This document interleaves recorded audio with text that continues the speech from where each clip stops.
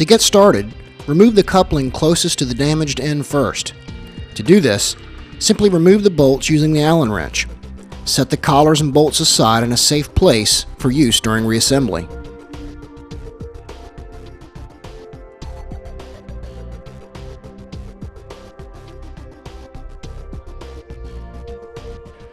Working the coupling side to side, slide it out of the hose. On the female end, the long handles provide a great place to grab and pull. If extra leverage is needed to remove a male end, screw on a long handle female adapter and pull with it. Once the shank is out, check to be sure the gaskets are still in place.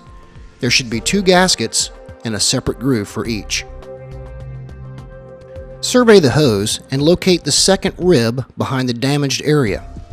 Make sure the hose is damage-free around the entire circumference at this point. This second rib is where we will begin our cut.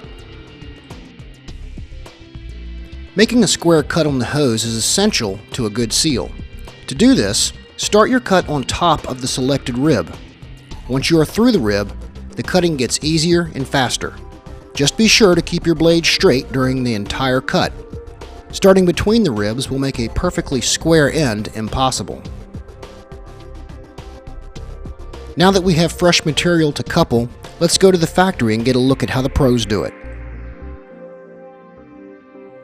After making the cut, be sure to deburr the edges both inside and out. Using a standard utility knife and a steady hand, carefully trim it away and clean up any small particles left on the hose, inside and out, to ensure a clean fit. The shank of the coupling will fit snugly inside the hose. To help insert it easily, you may use a diluted soap and water mix sprayed inside. Insert the shank of the coupling fully until resting flush against the shoulder. This shoulder is part of the interlocking mechanism that gives the Polylock collar its best-in-class coupling retention. Now you're ready for the collars. To apply the collar properly, the groove or raceway near the outside edge must snap down over the shoulder of the coupling, while the inner flange near the middle of the collar locks in down between the ribs of the hose. It may take a little trial and error to find the correct alignment around the radius of the hose, but it only fits one way, so spin it around until you find that perfect spot.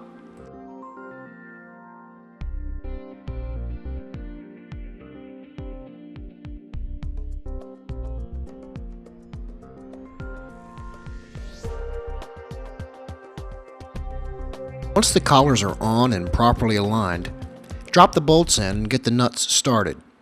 Don't tighten it down until you have the nuts on both sides started.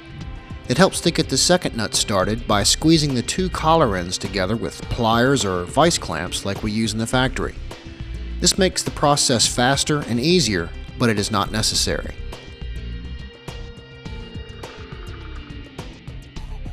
When both sides are started, tighten them down evenly until the outside edges of the collars touch. Further tightening is not necessary.